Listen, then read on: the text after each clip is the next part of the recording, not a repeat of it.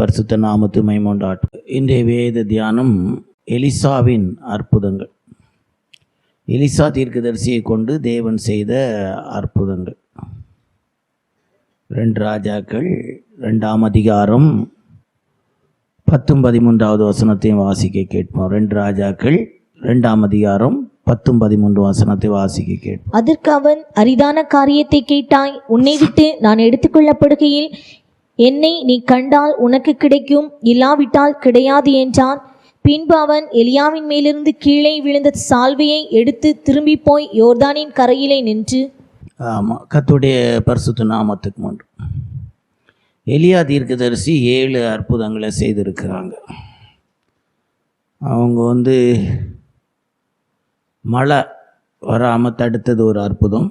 சாரிபாத் ஊர் வீட்டினுடைய அந்த மாவும் எண்ணெயும் குறையாமல் இருக்கும்படி செய்தது எலியா தீர்க்கதரிசி செய்த 2வது அற்புதம். சாரிபாத் ஊர் பிள்ளையை உயிரோடு எழுப்பினது 3வது அற்புதம். வானத்திலிருந்து அக்கினி இறக்கி நம்முடைய கர்த்தர் தான் தெய்வம் என்று சொல்லி அந்த பலி பட்சிக்கப்பட்டது ஒரு அற்புதம். மழையை பெய்ய பண்ணினது ஒரு அற்புதம்.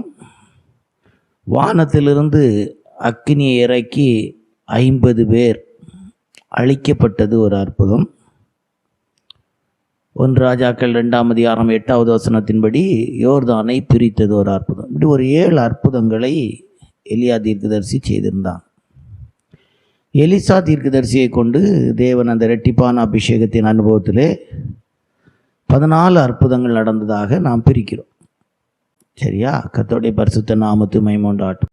ஒன்றாய் ரொம்ப சுருக்கமாக சொல்லி முடிந்தால் 14 காரியத்தை இன்றைக்கு பேசி முடிக்கலாம் என்று நினைக்கிறேன். 2 ராஜாக்கள் 2ஆம் அதிகாரம் 14வது வசனத்தின்படியாக எலியா தீர்க்கதரிசிக்கு கர்த்தர் கொடுத்த அபிஷேகம் எலிசா தீர்க்கதரிசிக்கு இரட்டிப்பாய் கிடைத்தது என்பதே அந்த ஆரம்பமாய் முதல் அற்புதம். எப்படி எலியா தீர்க்கதரிசி அந்த யோர்தானை பிரித்தாரோ அதுபோலவே எலிசா தீர்க்கதரிசியும் அந்த யோர்தானை பிரிக்கிறார். வாசிங்க. எலியாவின் மேலிருந்து கீழே விழுந்த சால்வையை பிடித்து, எலியாவின் தேவனாகிய கர்த்தர் எங்கே என்று சொல்லி தண்ணீரை அடித்தான். தண்ணீரை அடித்தவுடனே அது இரு பக்கமாக பிரிந்ததினால் எலிசா இக்கரைப்பட்டான். கர்த்தருடைய பரிசுத்த நாமத்துக்கு மகிமை உண்டாகட்டும். இப்போ முதலாவது அற்புதம் யோர்தானை பிரிக்கிறார். எலியா தீர்க்கதரிசி எடுத்துக்கொள்ளப்படுவதற்கு முன்பாக கடைசியாக செய்த அற்புதத்தை எலிசா தீர்க்கதரிசி முதலாவது செய்து தன்னுடைய ஊழிய பாதையை ஆரம்பிக்கிறாங்க. அற்புதமான ஊழியத்தை ஆரம்பிக்கிறாங்க, அல்லது அபிஷேக ஊழியத்தை ஆரம்பிக்கிறாங்க. அதுவரைக்கும் எலியா தீர்க்கதரிசியோடு உதவி ஊழியக்காரராக இருந்த அவர் அன்றிலிருந்து அபிஷேகத்தினால் ஒரு ஊழியத்தை ஆரம்பிக்கிறார். பரிசுத்தாவினுடைய அபிஷேகத்தினுடைய நிறைவு புதிய ஏற்பாட்டு காலத்திலே இந்த யோர்தான் என்பது நம்முடைய ஜீவியங்களிலே நமக்கு முன்பாக வருகிற சோதனைகளை அல்லது நாம் சந்திக்கிற சோதனை போராட்டங்களுக்கு அடையாளமாக எடுத்துக்கொள்ளலாம். அன்றைக்கு எழுத்தின்படியாகவே யோர்தான் எலிசா தீர்க்கதரிசிக்கு முன்பாக கடந்து போக முடியாத ஒரு தடையாக காணப்பட்டது. அந்த தடையை எலியா தீர்க்கதரிசியின் மேல் இருந்து விழுந்த சால்வையை வைத்து அவர் அந்த யோர்தானை அடித்து அது பிரிகிறது. இன்னொரு விதத்திலே சொன்னால் கர்த்தர் அவருக்கு கொடுத்த ஆவியின் வரம் இரட்டிப்பான வரம் என்பதை நிரூபிக்கத்தக்கதாக அங்கே நடந்தது. அப்போ தேவனுடைய பிள்ளைகளும் அபிஷேகம் பெற்ற தெய்வ பிள்ளைகள் இப்படிப்பட்டதான ஒரு அற்புத செயலோடு கூட நம்முடைய ஜீவியத்திலே முன்னேறி போக வேண்டும். ஊழியர்களும் முன்னேறி போக வேண்டியது அவசியமாக இருக்கிறது. இந்த காலகட்டங்களிலும் நமக்கு முன்பாக பிரவாகித்து ஓடுகிற யோர்தானை போல கடைசி நாட்களிலே கொஞ்ச காலம் உண்டு என்று அறிந்து என்று எழுதப்பட்டது போல நம்முடைய ஜீவியத்திலும் சோதனைக்காரனாலும் பல விதங்களிலே நாம் சோதனைகளை சந்தித்து கொண்டிருக்கிறோம். அப்போ நம்முடைய ஜீவியத்திலே இப்படிப்பட்ட சோதனைகளை மேற்கொண்டு வாழ்வதற்கு பரிசுத்த ஆவியானுடைய அபிஷேகம் நமக்கு தேவை என்பதை வேதம் நமக்கு சொல்லிக் கொடுக்கிறது. வெள்ளம் போல சத்துரு வரும்போது ஆவியானவர் ஜெயக்கொடி ஏற்றுவார் என்று எழுதப்பட்டிருக்கிறது. திரளான தண்ணீர்கள் நேசம் என்னும் அக்னியை அவிக்க மாட்டாது அப்படின்னு சொல்லியிருக்கு. அப்போ இப்படிப்பட்டதான தெய்வ அன்புக்கு விரோதமாய் பல விதமான வெள்ளங்களைப் போல உள்ள சோதனைகளை நாம் சந்திக்க வேண்டியதான ஒரு காலகட்டமாகத்தான் இருக்கிறது. அதனால் கர்த்தருடைய பிள்ளைகளும் கூட இந்த வார்த்தைகளை கேட்கும்போது உங்களுடைய ஜீவியத்திலே நல்ல ஒரு அபிஷேகத்தின் நிறைவை நீங்கள் எதிர்பாருங்கள். யோர்தானை கடந்து போகத்தக்கதாக, யோர்தானை பிரிக்கத்தக்கதான ஒரு அபிஷேகத்தை நீங்கள் கேட்டு வாங்கி இந்த சோதனைகளை நீங்கள் மேற்கொள்ள வேண்டியது. நீங்கள் சந்திக்கிற எந்த சோதனையானாலும் அதை மேற்கொள்வதற்கேற்ற விதத்தில் ஒரு அபிஷேகத்தை நீங்கள் கேட்டு பெற்றுக்கொள்ள வேண்டும். ஊழியர்களும் அப்படிப்பட்ட அபிஷேகத்திலே தான் வாழ வேண்டும். இரண்டாவதாக 2 ராஜாக்களின் புஸ்தகம் 2ஆம் அதிகாரம் 19 22 வரைக்கும் வாசிக்கும்போது, 2 ராஜாக்கள் 2ஆம் அதிகாரம் 19வது வசனத்திலிருந்து 22வது வசனத்தை வாசிக்கும்போது வாசியுங்கள். பின்பு அந்த பட்டணத்தின் மனுஷர் எலிசாவை நோக்கி, இதோ எங்கள் ஆண்டவன் காண்கிறபடி இந்த பட்டணம் குடியிருப்புக்கு நல்லது, தண்ணீரோ கெட்டது, நிலமும் பால் நிலம் என்றார்கள். அப்பொழுது அவன் ஒரு புது தோண்டியை எடுத்து அதிலே உப்பு போட்டு கொண்டு வாருங்கள் என்றான். அதை அவனிடத்தில் கொண்டு வந்தபோது அவன் நீரூற்றண்டைக்கு போய் உப்பை அதிலே போட்டு, இந்த தண்ணீரை ஆரோக்கியமாக்கினேன், இனி இதனால் சாபம் வராது, நிலப்பாழும் இராது என்று கர்த்தர் சொல்கிறார் என்றான். குடியிருப்புக்கு நல்ல பட்டணம், ஆனால் நிலப்பாலும் தண்ணி கெட்டதுமாயிருக்கிறது. ஒரு புது தோண்டியை கொண்டு வந்து அதில் உப்பு வச்சு கொஞ்சம் உப்பு அந்த இடத்துல போட்டாங்க. தேசத்தின் தண்ணி சுத்தமானது. இன்றைக்கும் சில குடும்பங்கள் நல்ல குடும்பம் தான், நான் குடும்பத்துக்குள்ளே சில விதமான நிலப்பாலும் தண்ணி கெட்டதுமான அனுபவங்கள் இருக்கிறது. உங்களுக்குள்ளே சமாதானமுடையவர்களாக இருங்கள் அப்படின்னு சொல்லிட்டு அந்த சமாதானத்துக்கு உப்பை தான் ஆண்டவராகிய தேவன் இயேசப்பா அடையாளமாய் சொல்லுகிறார். உங்களுக்குள்ளே உப்புடையவர்களாயிருங்கள் அப்படின்னு சொல்லும்போது வேதத்தில் நம்ம வாசித்து பார்த்தீங்களா, அந்த உப்பு என்பது சமாதானத்துக்குரியதாக வேதம் நமக்கு சொல்லி கொடுக்கிறது. நீங்கள் வாசித்து பாருங்க, மார்க்கு சுவிசேஷம் 9ஆம் அதிகாரம் 50வது வசனத்தை வாசித்து பாருங்கள். 50வது வசனத்தை வாசிங்கள். உப்பு நல்லதுதான், உப்பு சாரமற்று போனால் அதற்கு எதினாலே சாரம் உண்டாக்குவீர்கள். உங்களுக்குள்ளே உப்புடையவர்களாய் இருங்கள், ஒருவரோடொருவர் சமாதானம் உள்ளவர்களாயும் இருங்கள் என்றார். கர்த்தருடைய பரிசுத்த நாமத்துக்கு மகிமை உண்டாகட்டும். இரண்டாவது அற்புதத்தை உப்பை கொண்டு ஆண்டவருடைய கிருபையினாலே எலிசா தீர்க்கதரிசி அவர்கள் செய்கிறார். தெய்வ சமாதானம். ஆண்டவராய் இயேசப்பா சிலுவையிலே சிந்தின இரத்தத்தினாலே சமாதானத்தை உண்டாக்கி அப்படின்னு சொல்லியிருக்கு. நல்ல நிலம்தான், குடியிருப்புக்கு நல்ல இடம்தான், ஆனால் நிலப்பால் இருக்குது. உள்ளே பால் நிலமாக இருக்குது, தண்ணி கெட்டதாக இருக்குது. சிலருடைய ஜீவியங்களும் அப்படி தான் இருக்கும். வெளியே பார்க்கும்போது நல்லா தான் இருப்பாங்க, ஆனால் உள்ளான ஜீவியத்திலே கெட்ட அனுபவங்களிலே இருப்பார். கெட்டவர்களாக இருப்பார்கள், சுபாவங்களிலே கெட்டவர்களாக இருப்பார்கள். தண்ணி கெட்டதாக இருந்தது என்று சொல்வது போல சுபாவங்கள் கெட்டதாக இருக்கும்.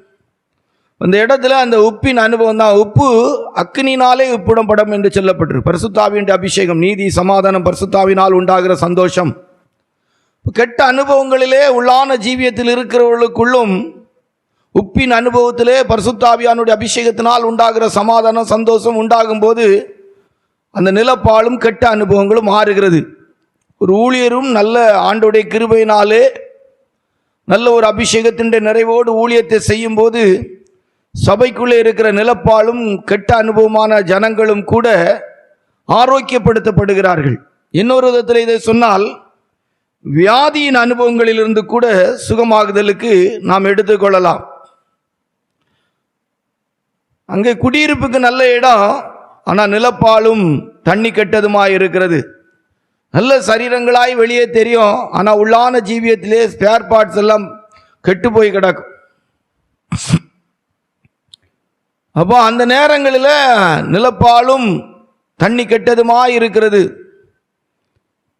தோற்றத்துக்கு நல்லா இருக்கிறதா இருக்கும், அல்லது ஒரு நாள் தோற்றத்துக்கு நல்லா இருந்திருக்கும், இப்போ பார்த்தா நிலப்பாலும் தண்ணி கெட்டதுமாய் இருக்கும். இங்கே இது எப்படி மாற்றப்படுகிறது அப்படின்னு சொல்லி பார்த்தா, புது தோண்டியில் உப்பு கொண்டு வந்து உப்பு மாற்றுதா அப்படிங்கிறதல்ல. இந்த இடத்துல உப்பின் அனுபவத்துக்குரிய ஒரு அபிஷேகத்தை தான் புதிய ஏற்பாட்டு காலத்தில் இது காட்டுகிறது. நல்ல ஒரு அபிஷேகத்தின் நிறைவு வரும்போது நமக்குள்ளே ஆரோக்கியம் உண்டாகிறது, நம்முடைய சுபாவங்களிலே ஆரோக்கியம் உண்டாகிறது, சரீரத்திலே ஒரு ஆரோக்கியம் உண்டாகிறது. கர்த்தருடைய பரிசுத்த நாமத்துக்கு மகிமை. நல்ல அபிஷேகம் பெற்ற ஊழியர்கள் இருக்கிற இடங்களிலே ஜனங்கள் எழுத்தின்படியே சரீரத்திலும் சுகத்தை பெற்றவர்களாக, ஆத்மாவிலும் அவர்கள் தெய்வீகமானவளாய் மாற்றப்படுகிறாள் என்பதை தான் இந்த வேத பகுதி நமக்கு சொல்லிக் கொடுக்கிறது. எலிசா தீர்க்கதரிசியின் இரண்டாவது அற்புதம் நமக்கு சொல்லிக் கொடுக்கிற எளிமையான அர்த்தம் இதுவாகத்தான் இருக்கிறது. மூன்றாவதாக 2 ராஜாக்களின் புஸ்தகம் 2ஆம் அதிகாரம் 23, 24 வாசிக்கும் போது, 2 ராஜாக்களின் புஸ்தகம் 2ஆம் அதிகாரம் 23, 24 வாசிக்கும் போது வாசியுங்கள். அவன் அவ்விடத்தை விட்டு பெத்தேலுக்கு போனான். அவன் வழி நடந்து போகையில் பிள்ளைகள் பட்டணத்திலிருந்து வந்து அவனை பார்த்து, மொட்டை தலையா ஏறிப்போ, மொட்டை தலையா ஏறிப்போ என்று சொல்லி நிந்தித்தார்கள். அப்பொழுது அவன் திரும்பி அவர்களை பார்த்து கர்த்தரின் நாமத்திலே அவர்களை சபித்தான். உடனே காட்டிலிருந்து 2 கரடிகள் புறப்பட்டு வந்து அவர்களில் 42 பிள்ளைகளை பீறி போட்டது. கர்த்தருடைய பரிசுத்த நாமத்து மகிமை உண்டாட்டும். இங்கே எலிசா தீர்க்கதரிசியின் மேல் இருந்த அந்த ஆவியின் வரம், இரட்டிப்பான வரத்தின் அனுபவத்தில் நடந்த 3வது அற்புதம் என்னன்னா, எலிசா தீர்க்கதரிசியே பரியாசம் பண்ணுகிற பிள்ளைகள், நிறைய பிள்ளைகள் கூட்டமாக நின்றுருக்கிறாங்க பாருங்க. இன்றைக்கும் அப்படிதான். சில நேரங்களில் ஊழியர்களுடைய அந்த உண்மையான ஒரு அனுபவம் தெரியாமல் சில நேரங்களில் சபைகளில் கூட தெய்வ ஜனங்கள் செயல்பட்டுருவாங்க. ரொம்ப கவனமாக இருக்கணும். எலிசா தீர்க்கதரிசியுடைய சாபம் 2 கரடிகள் வந்து 42 பிள்ளைகளை பீறி போட்டிருக்கு. சில நேரங்களில் இது சபைகளில் நடக்க வேண்டியதாகவும் இருக்கிறதுன்னு தான் நினைக்க வேண்டியது இருக்குது. ஏன்னா சில நேரம் தேவ ஜனங்களுக்குள்ளே ஒரு பரியாசத்தின் வல்லமை காணப்படுகிறது. அப்படிப்பட்ட நேரங்களில் தெய்வ பயத்துக்கு ஏதுவாக இப்படிப்பட்ட சம்பவங்கள் நடக்க வேண்டியது அவசியமாக இருக்கிறது போல சொல்ல வேண்டியது இருக்கிறது. இப்போ அன்றைக்கு எலிசா தீர்க்கதரிசிக்கு கொஞ்சம் ஆக்ரோஷம்தான், இல்லைன்னு நம்ம சொல்ல முடியாது. சரியாக சொன்னால் அவருக்கு கொஞ்சம் வேகம்தான். அவர் உடனே சாபம் போட்டார்.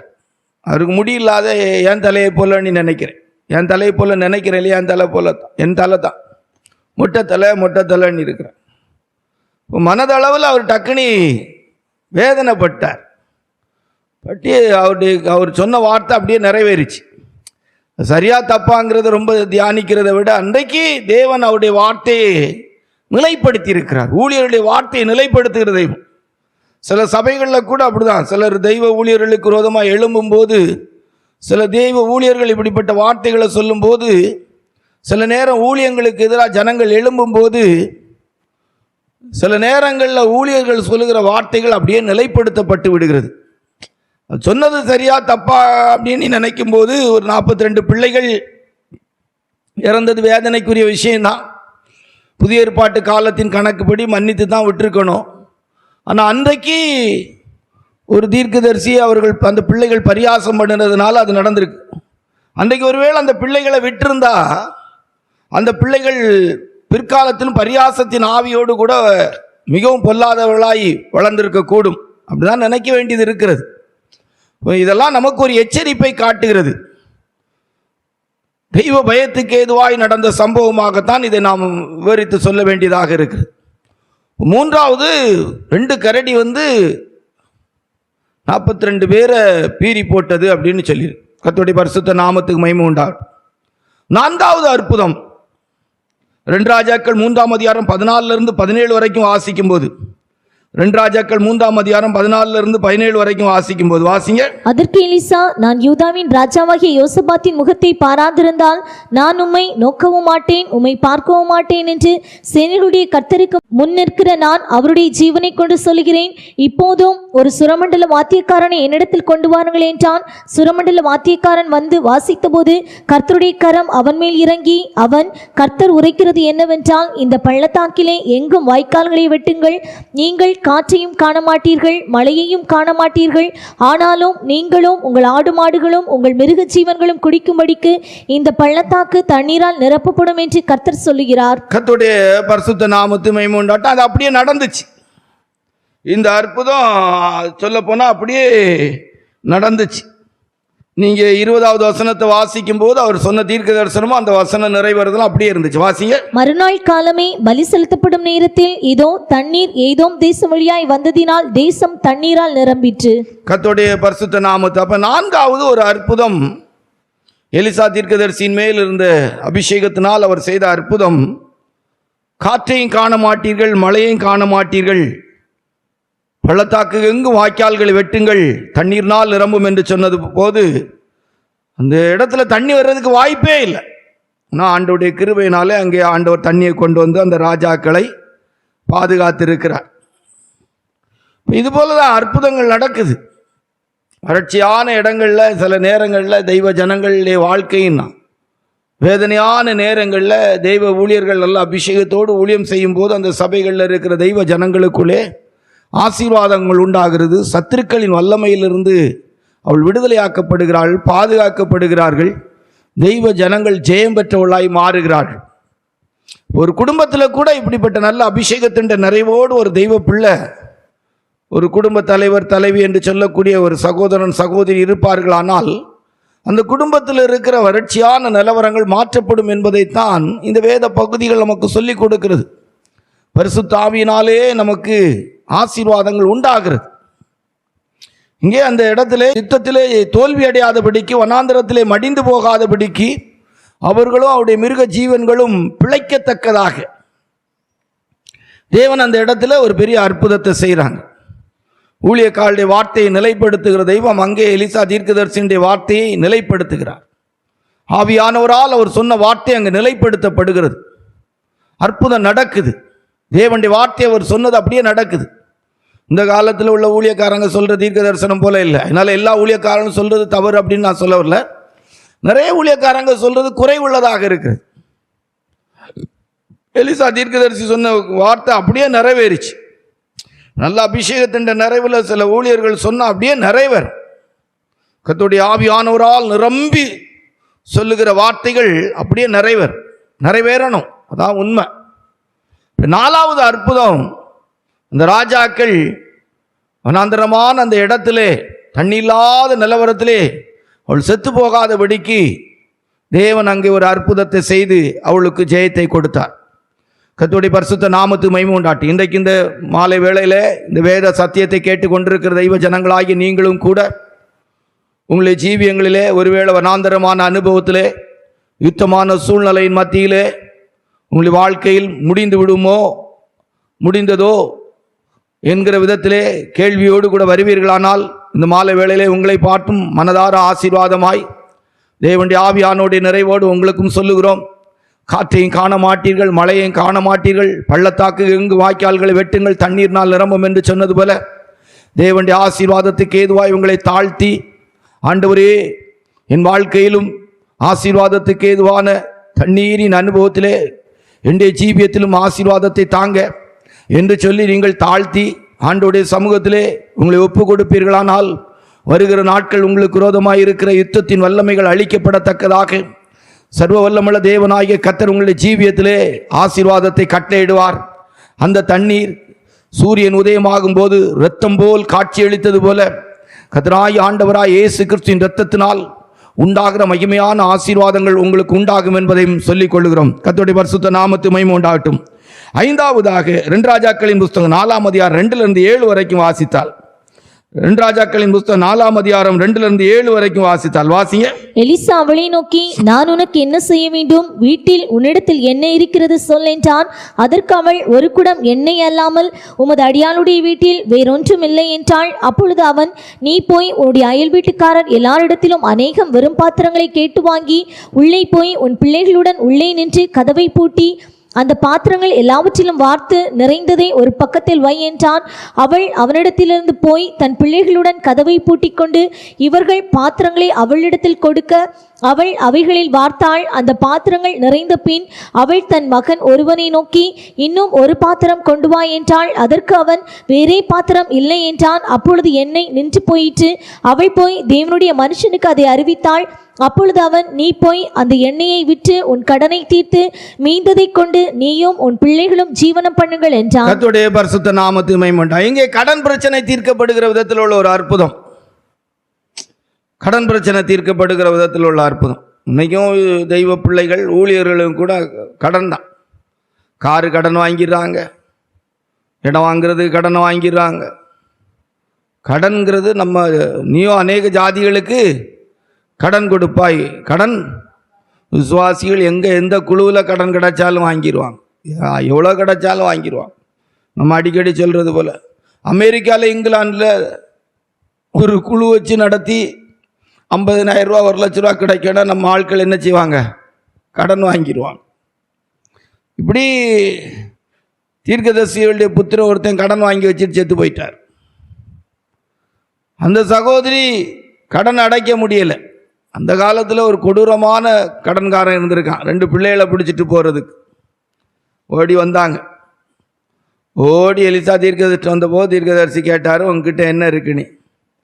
ஆண்டோடைய கிருபையினால ஒரு குடம் எண்ணெய் இருந்திருக்கு. பார்த்தீங்களா, களஞ்சியத்தில் விதை தானியம் உண்டோ, திராட்சை செடியும் அத்திமரமும் மாதுளஞ்செடியும் ஒலிவ மரமும் கனி கொடுக்கவில்லையோ, நான் உங்களை இன்று முதல் ஆசீர்வதிப்பேன் என்ற வார்த்தையின்படி எலிசா தீர்க்கதரிசி அழகா ஒரு காரியத்தை செய்கிறார். அவருக்குள்ள இருந்த பரிசுத்த ஆவியானவரால் அவர் ஒரு வார்த்தையை சொல்லி விடுறார். 4 அற்புதம் இந்த சாப்பாட்டோடு அல்லது பிழைப்புக்கு ஏற்ற விதத்தில் உள்ள அற்புதம் நடந்திருக்கும். அதில் இந்த எண்ணெய் இப்போ காலி பாத்திரங்களெல்லாம் வாங்கி எண்ணெயை ஊற்றுங்கன்னாங்க. எண்ணெய் வந்துக்கிட்டே இருக்குது. எப்படி இருந்திருக்கும் அந்த சூழ்நிலை யோசித்து பாருங்கள். நீங்கள் கூட வீட்டில் போய் கொஞ்சம் தண்ணி எண்ணெயை எடுத்து ஜோம் பண்ணி ஊற்றி பாருங்கள். ஒரு குடத்துலேருந்து ஒரு குடத்துக்கு, ஒரு பாத்திரத்துலேருந்து ஒரு பாத்திரத்துக்கு ஊற்றி பாருங்கள். வறட்சியான காலங்களில் தண்ணி எப்படி நிரம்பி வருதா இல்லைன்னா கூடுதலாகுதான்னு பாருங்கள். எண்ணெய் கூட நீங்கள் ஒரு பாட்டிலேருந்து ஒரு பாட்டில் ஊற்றி பாருங்கள்.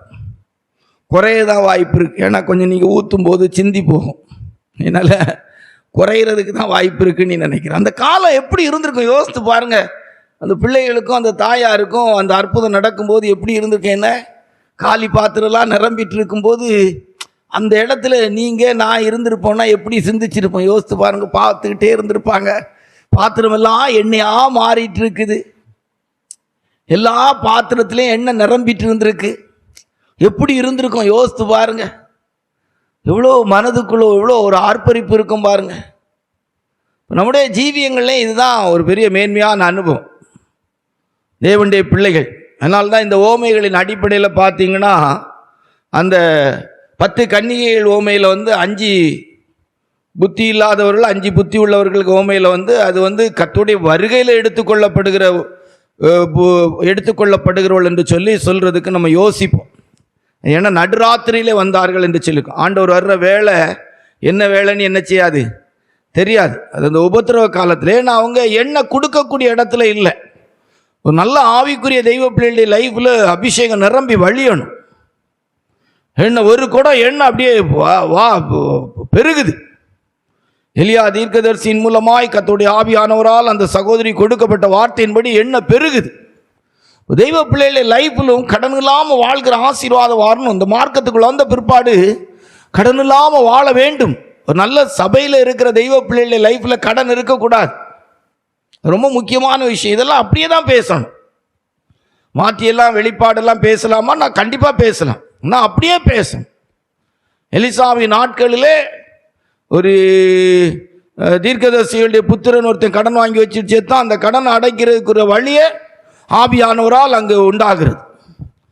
தெய்வ ஊழியர்கள், நல்ல ஊழியர்கள் நடத்துகிற சபைகளிலே ஜனங்கள் கடன் இல்லாமல் வாழக்கூடியவளாய் மாற்றப்பட வேண்டும். அந்த அற்புதம் நடக்கணும். சபையில் இருக்கிறவங்க கடன் வாங்கக்கூடிய இடம் வரக்கூடாது.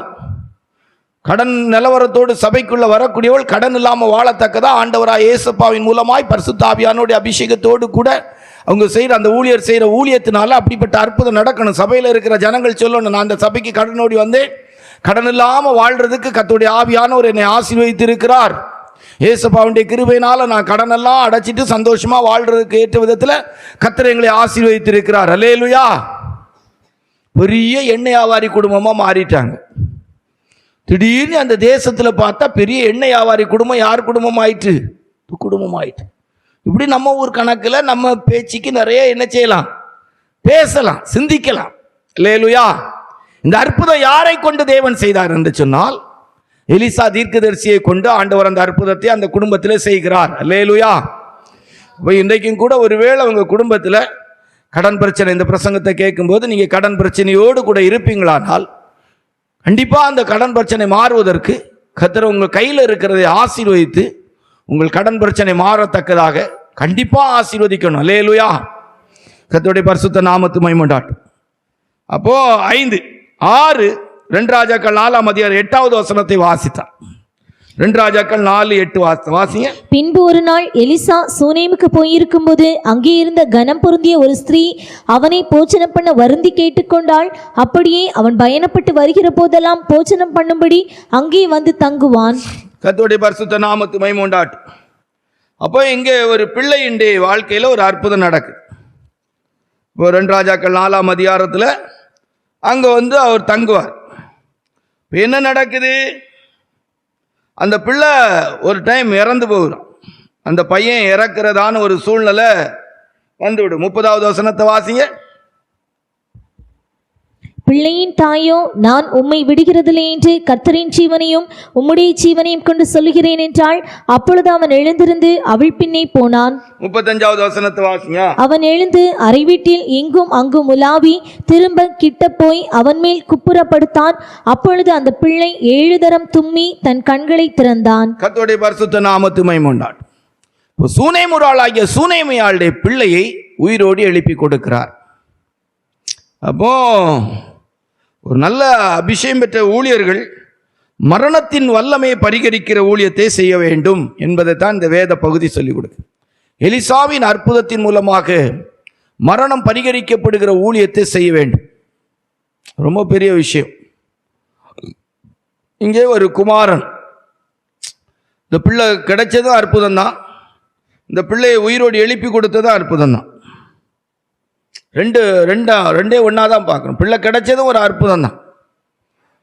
ஒரு பிள்ளை கிடைச்சிது, அந்த பிள்ளை செத்து அந்த பிள்ளையை உயிரோடு எழுப்பி கொடுக்குறான்.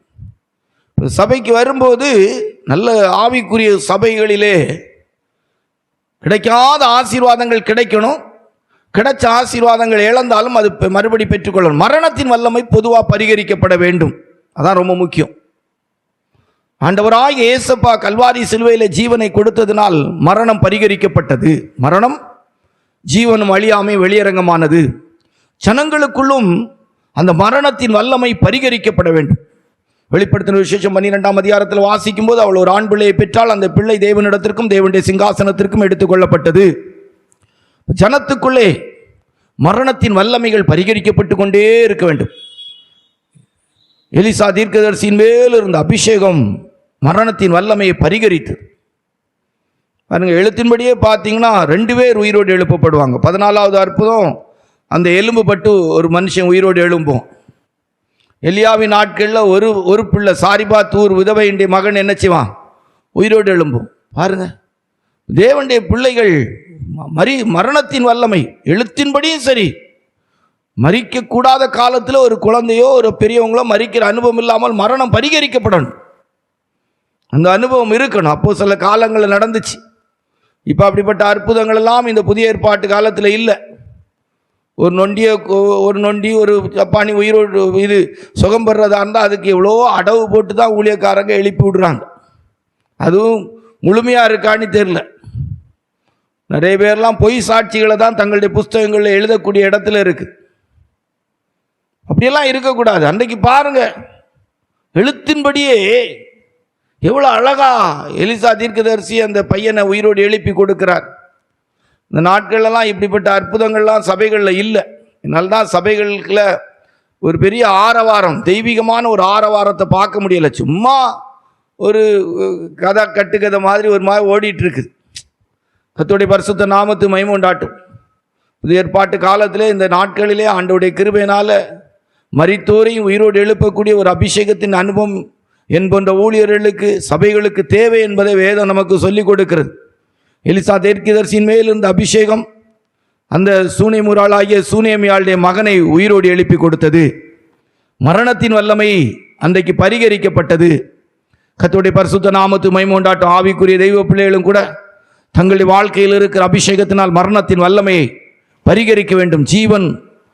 மரணம் ஜீவனால் விழுங்கப்படும் என்று சொன்னது போல நமக்குள்ளும் மரணத்தின் வல்லமை இருக்கக்கூடாது. சபைக்குள்ளும் மரணத்தின் வல்லமை இருக்கக்கூடாது. தெய்வ ஜனங்களும் காலத்துக்கு முன்பாக மரிக்கிற அனுபவங்கள் இருக்கக்கூடாது.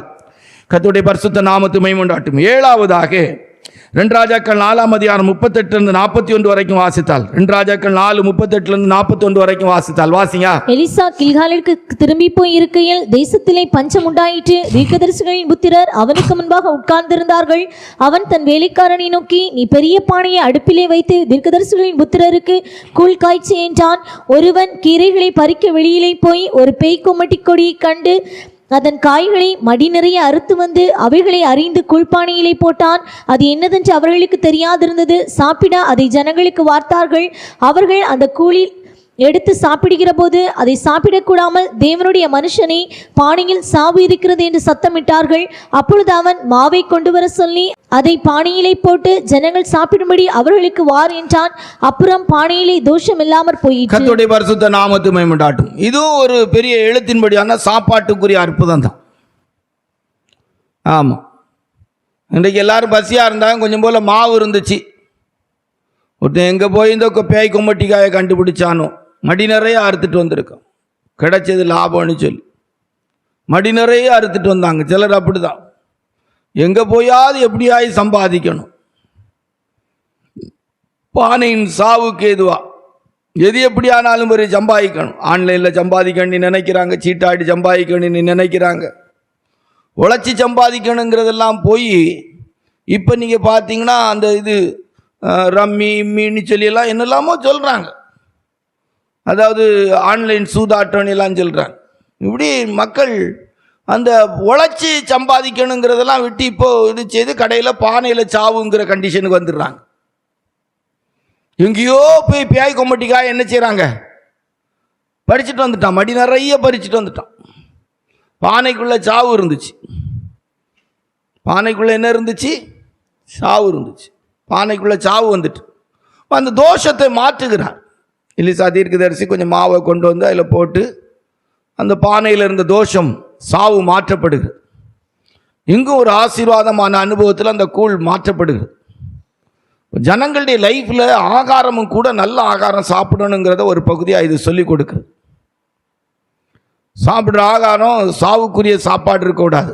உங்கள் தேவனாய கர்த்தரை சேவிக்க கடவீர்கள், அவரும் அப்பத்தையும் தண்ணீரை ஆசீர்வதிப்பார், வியாதியிலிருந்து விலக்குவேன்னு சொல்லியிருக்கு. புசிக்கிற ஆகாரம் ஆசீர்வாதமாக இருக்கணும். சிலர் வாய்க்கு ருசியாக இருக்கிறது, இந்த வாய்க்கு மட்டும் ருசியாக இருக்கிறதுல தின்னு தின்னு கடைசியில் பானை ஃபுல்லாக சாவு பானையாக மாறிடும்.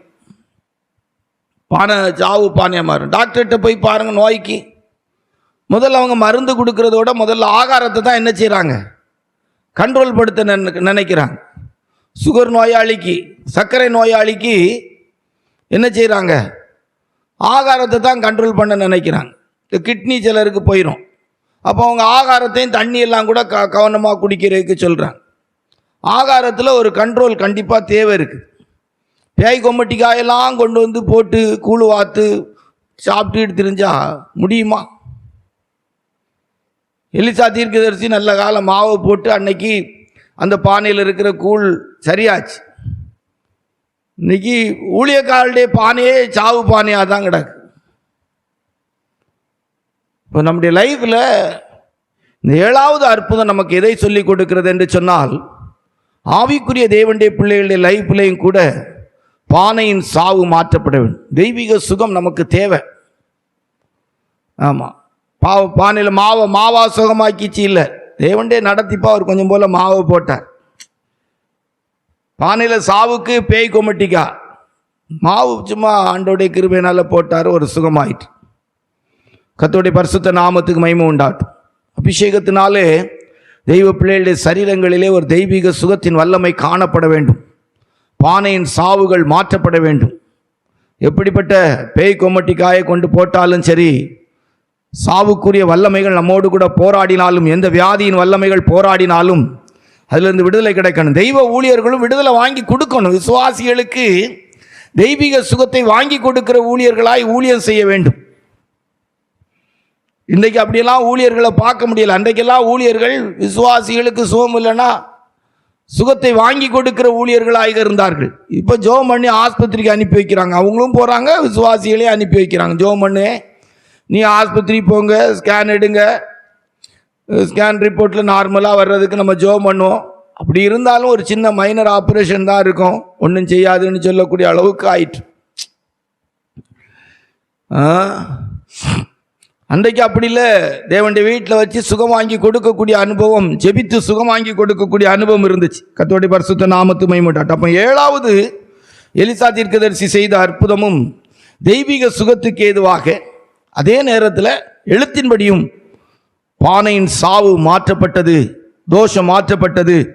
சாப்பாட்டின் விஷயத்தில் உண்டான அற்புதம், ஜனங்கள் ஆசீர்வாதமான உணவு சாப்பிடக்கூடிய அளவுக்கு அன்றைக்கு எலிசா தீர்க்கதரிசியுடைய ஊழிய நாட்கள் இருந்திருக்கு. 2 ராஜாக்கள் 4ஆம் அதிகாரம் 42 44 வரைக்கும் வாசித்தால் அதுவும் ஒரு சாப்பாட்டோடு கூடியதான ஒரு அற்புதம் தான். வாசிங்க, 2 ராஜாக்கள் 4ஆம் அதிகாரம் 42 44 வாசிங்க. பின்பு பாகால் சலிஷாவிலிருந்து ஒரு மனுஷன் தேவனுடைய மனுஷனுக்கு முதற்பலனான வார்கோதுமையின் 20 அப்பங்களையும் தாழ்கதிர்களையும் கொண்டு வந்தான். அப்பொழுது அவன் ஜனங்களுக்கு சாப்பிடக்கூடி என்றான். அதற்கு அவனுடைய பணிவிடைக்காரன், இதை நான் 100 பேருக்கு முன் வைப்பது எப்படி என்றான். அதற்கு அவன், அதை ஜனங்களுக்கு சாப்பிட கொடு, சாப்பிட்ட பிற்பாடு இன்னும் மீதி உண்டாயிருக்கும் என்று கர்த்தர் சொல்கிறார் என்றான். அப்பொழுது அவர்களுக்கு முன்பாக அதை வைத்தான். கர்த்தருடைய வார்த்தையின்படியே அவர்கள் சாப்பிட்டதுமன்றி மீதியும் இருந்தது. ஆமா, 20 அப்பம் கொண்டு வந்திருக்கிறாங்க, 100 பேர்கிட்ட இருக்கிறாங்க, எல்லாரும் சாப்பிட்டு திருப்தி ஆயிருக்கு. இது ஒரு பெரிய அற்புதம் தான். கர்த்தருடைய வார்த்தையின்படி அங்கே எலிசாவை கொண்டு, ஆண்டவராய் இயேசுப்பா தீர்க்கதரிசியாய் எலிசா அவர்களை கொண்டு 8வது அற்புதம் நடக்குது. இது ஒரு சாப்பாட்டு அற்புதம். பெருகுது. ஆண்டவராய் இயேசுப்பா 5 அப்பத்தையும் 2 மீனையும் வானத்தை அண்ணாந்து பார்த்து சோத்திரம் பண்ணி பிட்டு கொடுத்த போது 12 கூடைகள் மீதி ஆகிற அளவுக்கு இது செய்தே போல. பாருங்க, அந்த இதை ஜோம் பண்ணி கொடுக்க சொல்லும்போது ஒரு அற்புதம் நடக்குது. நிறைய பேர் ஜபமே பண்ணாம தின்னது. சோறு நல்ல இதில் கிடச்சிட்டுனா அந்தால லபக்குன்னு, மற்ற நம்ம ஊர் பாசையில் சொன்னால் அந்த கட்டக்காளி சாப்பிட்ற மாதிரி லபக்குன்னு அடிச்சிருவாங்க. ஜோம் பண்ணி சாப்பிடணும், நல்லா ஜோம் பண்ணி சாப்பிட்றதுக்கு பழகணும். அல்லேலூயா. ஆமாம். அப்போ இங்கே ஒரு பெரிய அற்புதம் சாப்பாட்டில் நடக்குது. எண்ணெய் பெருகிச்சு, பானையின் தோஷம் மாறிச்சு. இப்போ அடுத்தது சாப்பாட்டில் அடுத்த அற்புதம் நடக்குது. அல்லேலூயா. ஆவிக்குரிய தெய்வ பிள்ளைகளுடைய லைஃப்பில் இப்படி ஊழியங்கள் மூலமாக நடக்க வேண்டிய அற்புதத்தை தான் இதெல்லாம் சொல்லி கொடுக்குது. பெருகணும். தெய்வ ஜனங்களுக்குள்ள இல்லாமை வறுமை இருக்கக்கூடாது. உண்ணவும் உடுக்கவும் போதுமான அளவுக்கு ஆசீர்வாதங்கள் உண்டாயிருக்கணும், குறைவுபடக்கூடாது. தெய்வ ஜனங்களுடைய வாழ்க்கையில் குடும்பத்தில் எழுத்தின்படியே நன்மைகள் குறைவுபடக்கூடாது. பெந்தகோஸ்து மார்க்கத்துக்கு வந்த பிற்பாடு, வேதத்தை எடுத்த பிற்பாடு, நான் இளைஞனாயிருந்தேன், முதிர் வயது உள்ளவனுமானேன், நீதிமானின் சந்ததி கைவிடப்பட்டதே, அப்பத்துக்காக இறந்து திருந்தது நான் என்ன செய்யலை, பார்க்கவில்லை. இருக்கிறது ஆசீர்வாதமாய் மாறிக்கொண்டே இருக்கணும், குறை வரக்கூடாது. எலியாவின் நாட்களில் சாரிபாத் ஊர் உத வேண்டிய மாவும் எண்ணெயும் குறையாதது போல நம்முடைய சபைகளிலேயும் குறை வரக்கூடாது.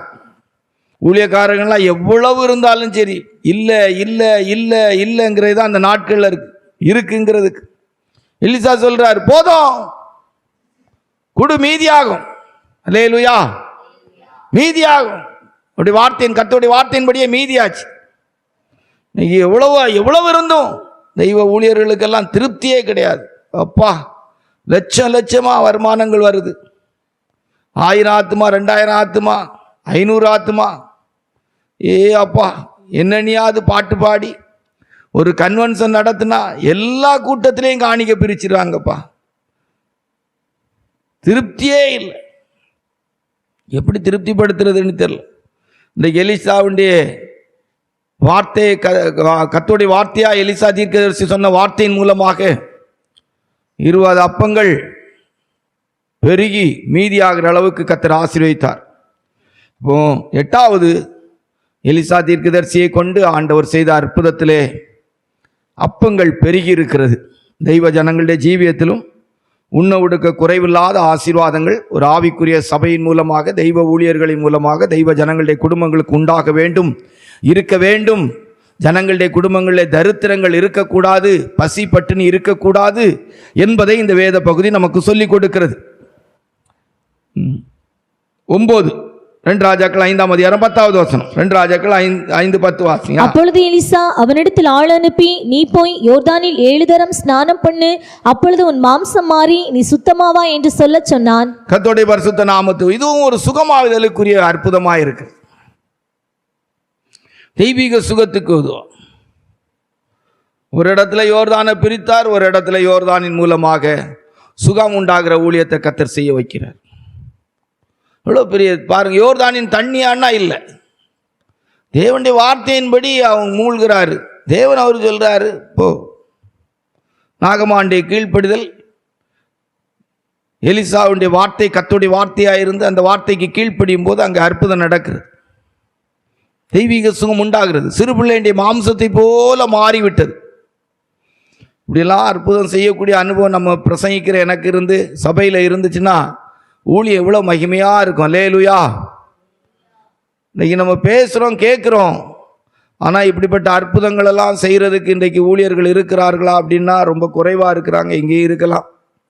நான் இருக்கிறேன்னா அப்படின்னு யோசித்து பார்த்தா நான் இல்லைன்னு தான் சொல்ல வேண்டிய இடத்துல இருக்கிறது. எவ்வளோ பெரிய அற்புதம் பாருங்க. யோர்தானில் போய் 7 நேரம் மூழ்கு, அற்புதமான சுகம். இப்போ பரிசுத்தாவின் அபிஷேகத்தினாலே தெய்வீக சுகம் ஜனங்களுக்குள்ளே நிச்சயமா இருக்கணும். கர்த்தருடைய பரிசுத்த நாமத்து மகிமையுண்டாகட்டு. 10வது 2 ராஜாக்களின் புஸ்தகம் 5ஆம் அதிகாரம் 26-27 வாசித்தா.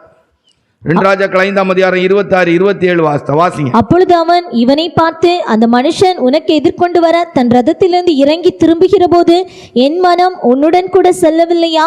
பணத்தை வாங்குகிறதற்கும் வஸ்திரங்களையும் ஒலிவத்தப்புகளையும் திராட்சை தோட்டங்களையும் ஆடு மாடுகளையும் வேலைக்காரரையும் வேலைக்காரிகளையும் வாங்குகிறதற்கும் இது காலமா?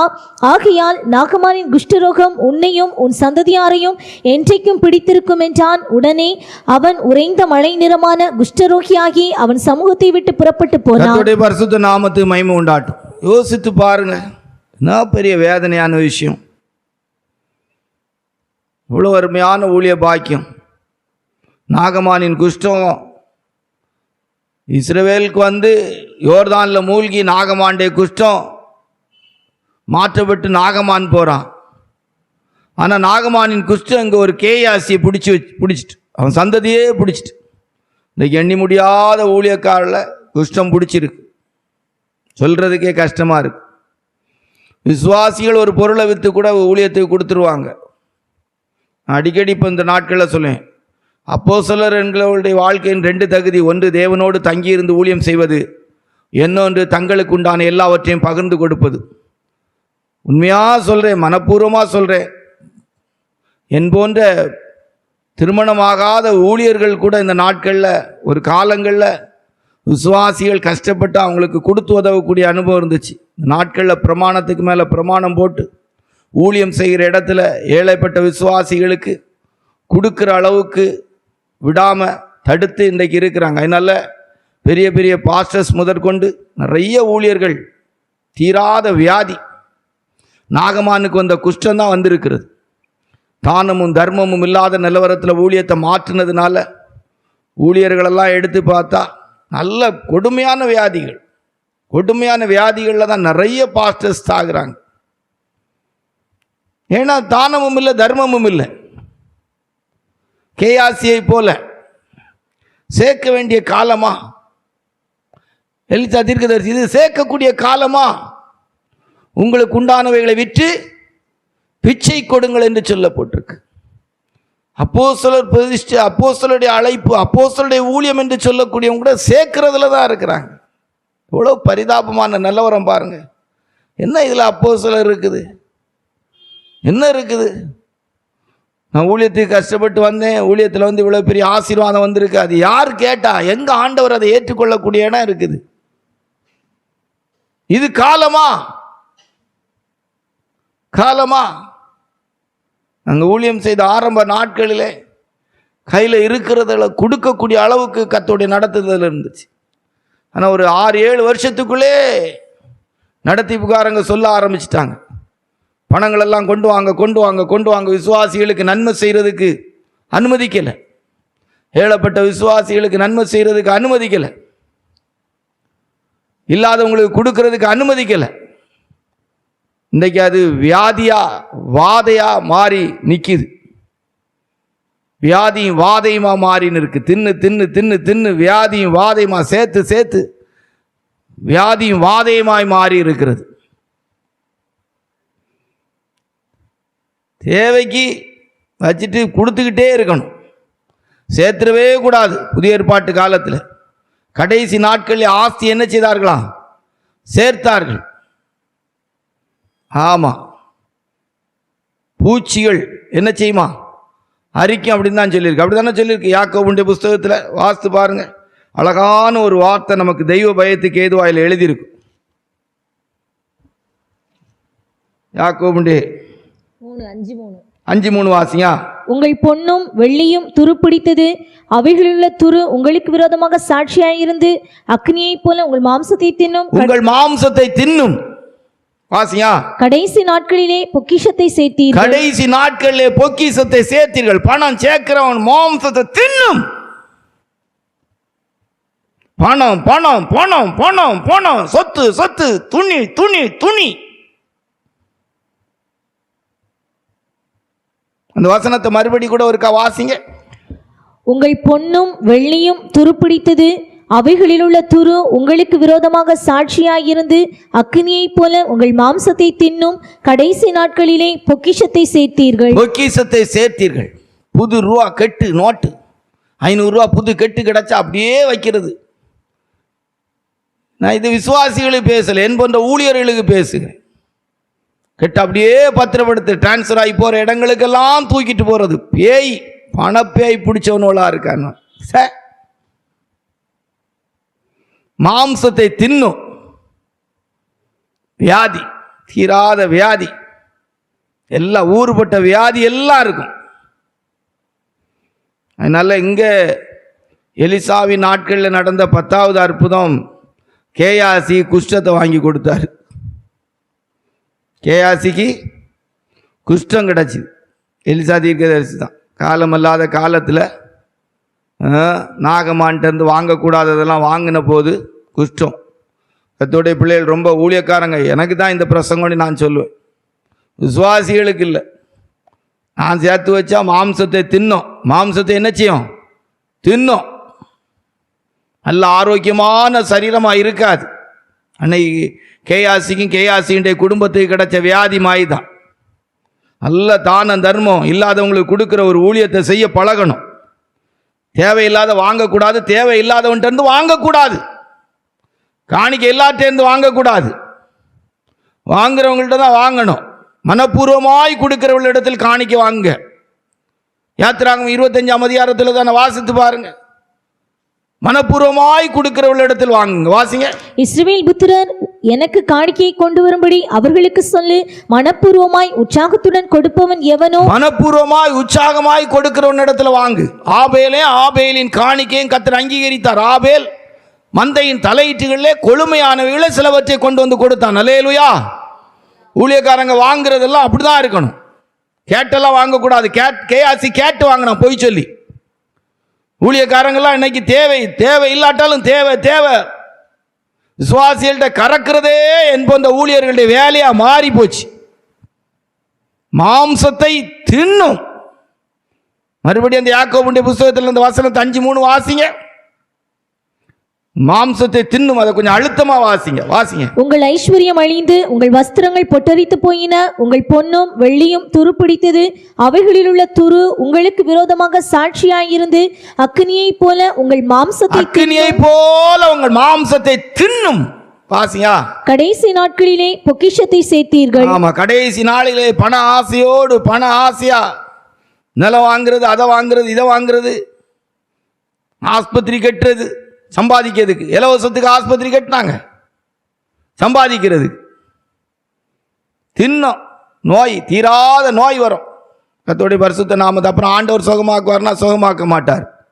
கேயாசின் குடும்பத்தை விட்டு வியாதி மாறாதது போல, குஷ்டம் மாறாதது போல ஆயிரும்.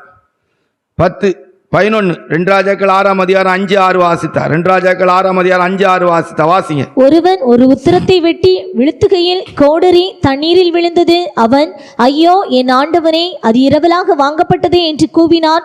தேவனுடைய மனுஷன் அது எங்கே விழுந்தது என்று கேட்டான். அவன் அந்த இடத்தை காண்பித்த போது ஒரு கொம்பை வெட்டி அதை அங்கே எறிந்து அந்த இரும்பை மிதக்க பண்ணி. கர்த்தருடைய பரிசுத்த நாமத்துக்கு மகிமை உண்டாகட்டும். அப்போ இங்க 11வது அற்புதம், கோடாரியை மிதக்க பண்ணுகிறார். கோடாரி மிதக்குது. தெய்வ பிள்ளைகளுடைய லைஃப்லையும் கூட ஊழியர்களுடைய அந்த அபிஷேகம் கோடாரியை மிதக்க பண்ணணும். கோடாரியை மிதக்க பண்ணணும்.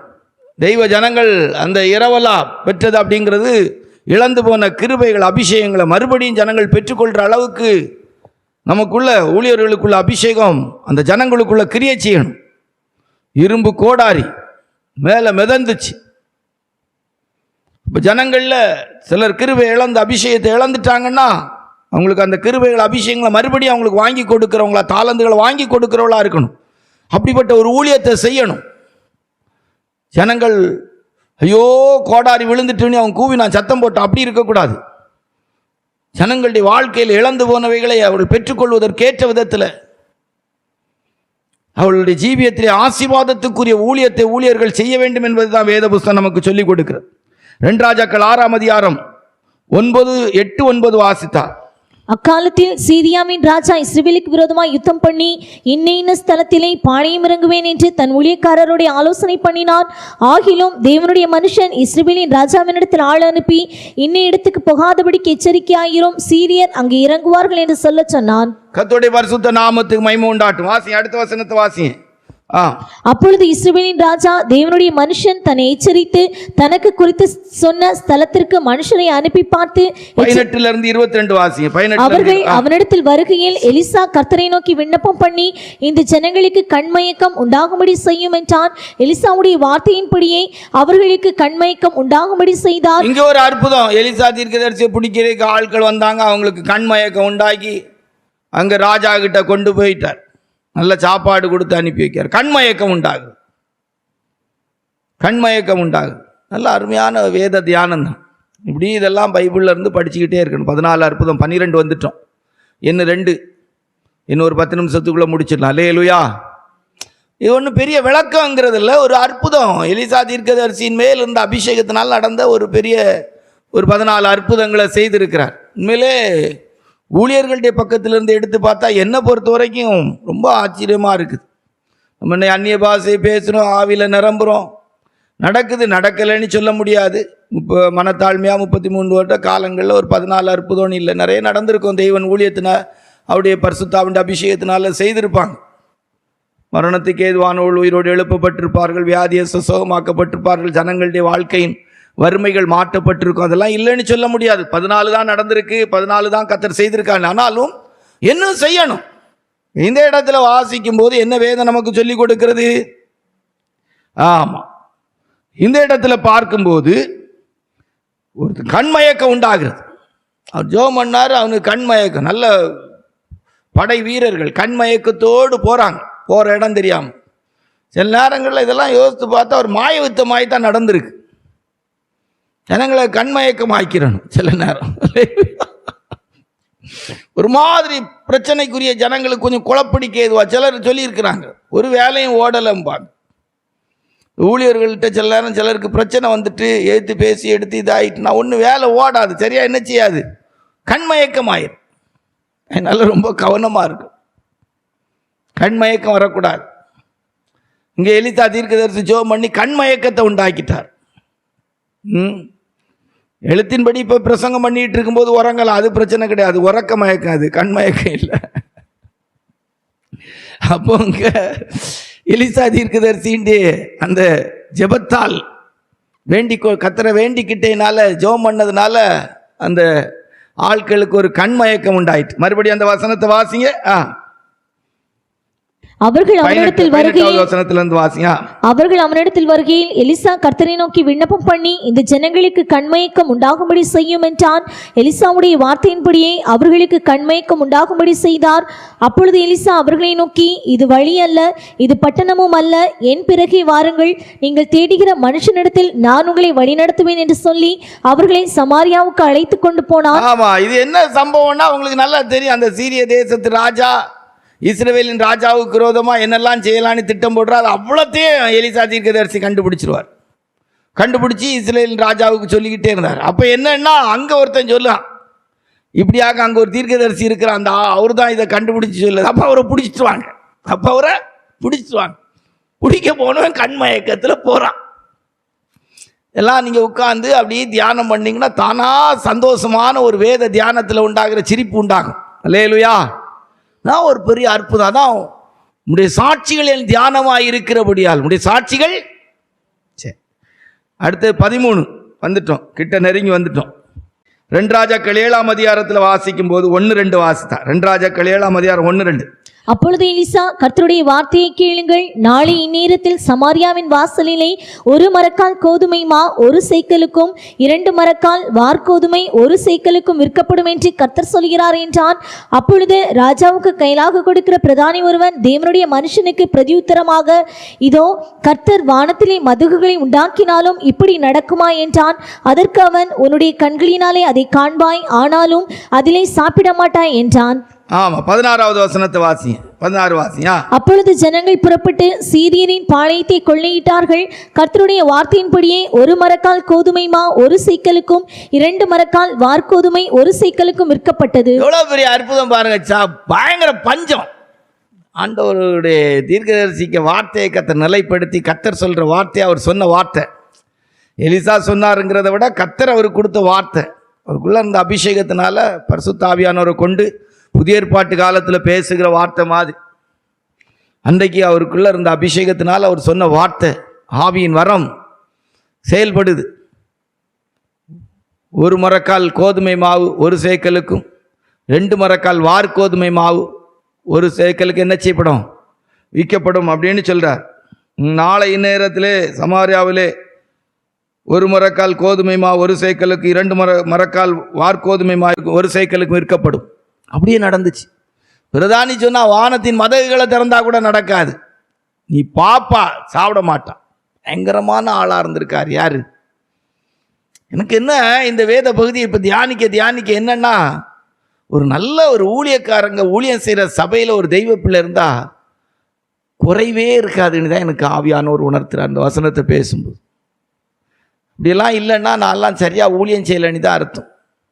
ஆவியின் வரம் ரெட்டிப்பாக செயல்பட்ட எலிசா தீர்க்கதரிசி நாட்களில் ஜனங்களுடைய வாழ்க்கையில் இருந்த பஞ்சங்கள் மாறி இருக்கிறது, பசி மாறி இருக்குது, பட்டினி மாறி இருக்கிறது. அல்லேலூயா. எவ்வளோ எழுத்தின்படியே பாருங்கள், எவ்வளோ பெரியது. வியாதிகள் சுகமாக்கப்பட்டிருக்குது, மரணங்கள் பரிகரிக்கப்பட்டிருக்கிறது. எவ்வளோ பெரிய பாருங்கள், அற்புதமான செயல்கள் நடந்திருக்கு. 14வது காரியம் 2 ராஜாக்கள் 13ஆம் அதிகாரம் 20-21 வாசித்தா. 2 ராஜாக்கள் 13ஆம் அதிகாரம் 20-21 வாசியா. எலிசா மரணமடைந்தான், அவனை அடக்கம் பண்ணினார்கள். மறு வருஷத்திலே மோவாபியரின் தண்டுகள் தேசத்திலே வந்தது. அப்பொழுது அவர்கள் ஒரு மனுஷனை அடக்கம் பண்ண போகையில் அந்த தண்டை கண்டு அந்த மனுஷனை எலிசாவின் கல்லறையில் போட்டார்கள். அந்த மனுஷனின் பிரேதம் அதிலே விழுந்து எலிசாவின் எலும்புகளின் மேல் பட்டபோது அந்த மனுஷன் உயிரடைந்து தன் கால்களை ஊன்றி எழுந்திருந்தான். கர்த்தருடைய பரிசுத்த நாமத்துக்கு மகிமை உண்டாகட்டும். எலிசா தீர்க்கதரிசியை கொண்டு ஆண்டவர் செய்த அற்புதத்தில் 14வது அற்புதம், அவர் செத்து போயிட்டார், அவருக்கு எலும்பு ஒரு மனுஷனை உயிரோடு எழுப்பிட்டு. அல்லேலூயா. என்ன பெரிய அற்புதம் செய்த மனுஷனாக இருந்திருக்கு. பழைய ஏற்பாட்டில் மிகப்பெரிய பிரபலமான ஒரு பெரிய அற்புதம் செய்த அற்புதத்துக்குரிய ஊழியத்தை செய்தவர் எலிசா தீர்க்கதரிசி. 14 அற்புதங்களாக நம்ம அதை படிக்கிறோம். அவருடைய எலும்பில் பட்ட உடனே ஒருத்தன் உயிரோடு எழும்பியிருக்கான் பாருங்க. நான் பெரிய ஆசீர்வாதம். நம்ம ஆட்கள் பார்த்தா தொட்டா செத்தான், அவன் எலும்பு உயிரோடு எழுப்பி விட்டுருக்கு. அவளுடைய எலும்பு எலிசா தீர்க்கதரிசி அவளுடைய எலும்பு ஒரு மனுஷனை உயிரோடு எழுப்பி விட்டுருக்கு. நீங்கள் வியாதியஸ்தர் மேலே கைகள் வைப்பீர்கள், வியாதியஸ்தர் ஆஸ்பத்திரிக்கு போவார்கள். வியாதியஸ்தர் சொஸ்தமாவார். அப்போ சில காலத்தில் நிழல் பட்டு சுகமாயிருக்கு. நிழல் பட்டு அப்போ சில பவுலவருடைய கைக்குட்ட உருமால்கள் சுகமாக்கி இருக்குது. என்ன பெரிய அற்புதங்கள் நடந்திருக்கு பாருங்க. நாட்களில் நமக்கெல்லாம் எனக்கெல்லாம் வெக்கமாக இருக்குது பிரசங்கத்தை பண்ணும்போது. தேவன் செய்யலைன்னு சொன்னால் அது தப்பு, ஆனாலும் என்ன எவ்வளவு செய்ய வேண்டும். அல்லேலூயா. என் மேலே இருக்கக்கூடிய அபிஷேக குறைவு தானோன்னு நான் நினைக்க வேண்டியது இடத்துல இருக்குது. இப்படிலாம் ஒரு அபிஷேக நிறைவோடு நம்ம ஊழியங்கள் இருக்குமானா ஜனங்கள் எப்படி தேவனிடத்துக்கு வந்து சேருவார்கள்? வேத வசனங்கள் உறுதிப்படுத்தப்படுகிற விதத்தில் கர்த்தர் அற்புதங்களை செய்தார் என்று சொல்லி மார்க்கு சுவிசேஷத்தில் எழுதப்பட்டிருக்கும். மார்க்கு சுவிசேஷம் 16ஆம் அதிகாரத்தில் வாசித்து பாருங்க. கர்த்தர் அவளோடு கூட இருந்து வசனங்களை உறுதிப்படுத்தும்படியாக வாசிங்க. அவர்கள் புறப்பட்டு போய் எங்கும் பிரசங்கம் பண்ணினார்கள். கர்த்தர் அவர்களுடனே கூட கிரியை நடப்பித்து அவர்களால் நடந்த அடையாளங்களினாலே வசனத்தை உறுதிப்படுத்தினார். ஆமாம், அவர்களால் நடந்த அடையாளங்களினாலே வசனத்தை உறுதிப்படுத்தினார். செத்தவனையும் அவருடைய எலும்பு உயிரோடு எழுப்பி இருக்கிறது. எலும்பில் வேதம் சொல்லுது அவருடைய அக்கினி வசனம் நிரப்பப்பட்டிருக்கிறது அப்படின்னு பைபிளில் ஒரு நல்ல வார்த்தை உண்டு. தேவனுடைய பிள்ளைகள் எலும்புங்கிறது உபதேசத்தை தான் காட்டுகிறது. எந்த மரித்தோரும் தேவகுமாரனுடைய சத்தத்தை கேட்கும் காலம் வரும். எழுத்தின்படியே எலிசாவுடைய எலும்பு உயிரோடு எழுப்பியிருக்கு. அதெல்லாம் யோசிக்கிற இந்த பிரசங்கத்தை பண்ணும்போது, நான் செத்து இருக்கும்போது என் சரீரத்தை தொட்டா கூட சுகமாகுதில் வெள்ளமை புறப்படணும். அல்லேலூயா. அவ்வளோ ஒரு அபிஷேகத்தோடு தான் சாகணும். அல்லேலூயா. கர்த்தருடைய பரிசுத்த நாமத்துக்கு மகிமை உண்டாகட்டும். கர்த்தர் தாமே இப்படிப்பட்ட அனுபவத்திலே எலிசா தீர்க்கதரிசியை போல அபிஷேகத்திலே ஜீவித்து ஊழியம் செய்து தெய்வ ராஜ்யத்தை சுதந்திரிக்க நம்முடைய ஊழியங்களிலே இப்படிப்பட்ட அற்புதங்கள் நடக்க கர்த்தர் உதவி செய்வாராக. ஆமென்.